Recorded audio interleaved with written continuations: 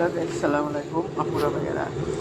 দেখেন ব্যথার জন্য কি করছি, ডালচিনি, তেজপাতা, লবঙ্গ দিয়ে পাশে সাথে দিচ্ছি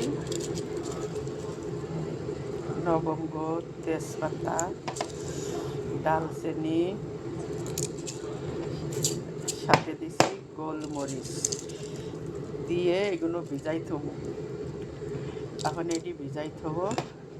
সকালে 1 কাপ পানি জাল দিবানি, দিলে আধা কাপ করবানি, কইরে বাসি পেটে খাবানি। ডাক্তারের ওষুধ বহুত খাইছি,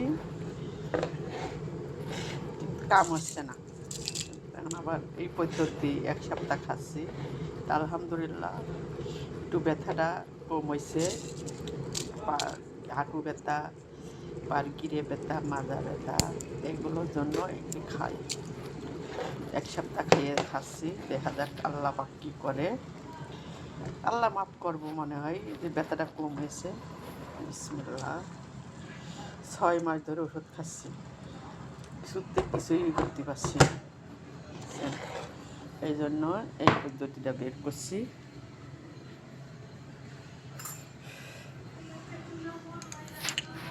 ভিজিয়ে থিয়ে দেবো। সকালে নেবু দেবো, নেবু দিয়ে, নেবু আর আদা রসুন এগুলো দিয়ে জাল দেবানি।